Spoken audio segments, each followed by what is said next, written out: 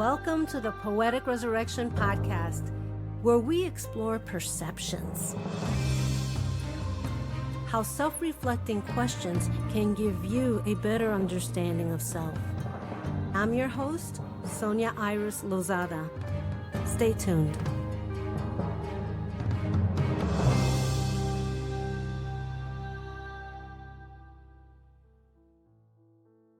Welcome to Poetic Resurrection.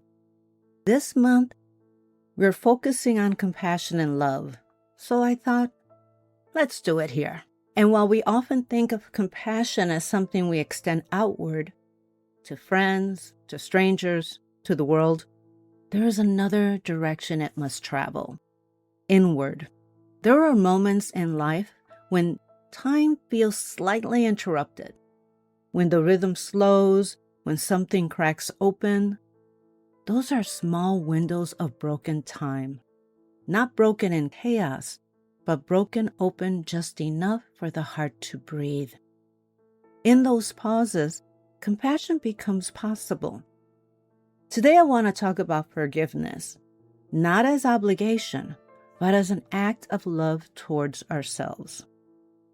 I wrote a poem titled Forgiveness from Inspire Me Awakening Dreams, and it begins with a question many of us hesitate to ask. Here it is. Should I address the concept of self-forgiveness? I'm human. It is important to forgive myself for mistakes, for the pains I have caused, and the misunderstandings that arise from my own perceptions.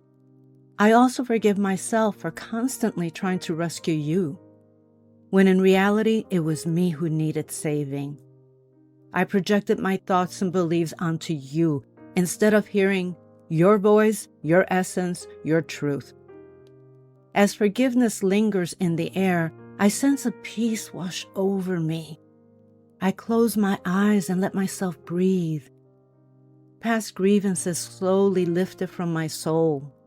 In that moment of surrender, I realized that the most important person to forgive was me. With clarity, I embraced the truth that healing begins from within. And as I forgave myself for all the ways I had faltered and stumbled, I felt a gleam of self-compassion ignite my soul.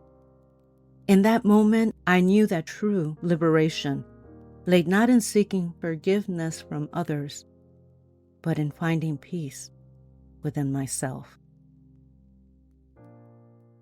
Forgiveness is one of the purest forms of compassion, but we often withhold it from ourselves.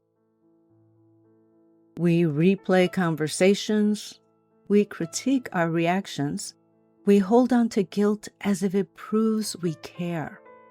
Compassion doesn't demand perfection. Love doesn't require flawlessness. Self-forgiveness is not weakness, it's maturity. It's the recognition that we are learning beings, evolving, adjusting, expanding. In the poem, there's a quiet turning point. I realized that the most important person to forgive was me. That realization is not selfish, it's foundational. Because when we forgive ourselves, we stop pushing ourselves internally. We soften that voice that says we should have been better. We allow growth without shame. And sometimes that shift happens in what I call broken time, those small pauses when we finally see ourselves clearly. Broken open, not condemned, not fixed, just understood. Compassion begins in that understanding. Love deepens in that understanding. If you're able, take a slow breath in. Think of the one place where you've been hard on yourself recently. Now imagine responding that way you would to someone you deeply love. Would you condemn them? Or would you encourage them to grow gently?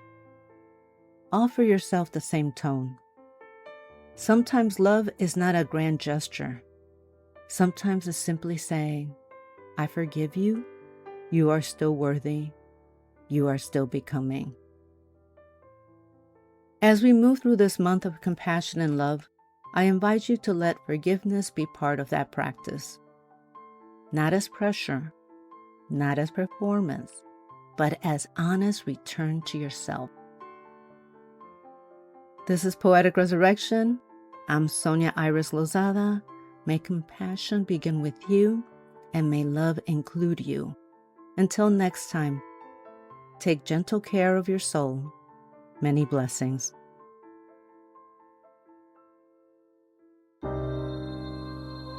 Thank you for listening to the Poetic Resurrection podcast, available on Apple iTunes, Spotify, Amazon Music, and many other podcast platforms. Please visit us and subscribe to our newsletter at poeticresurrection.com for the latest information and updates.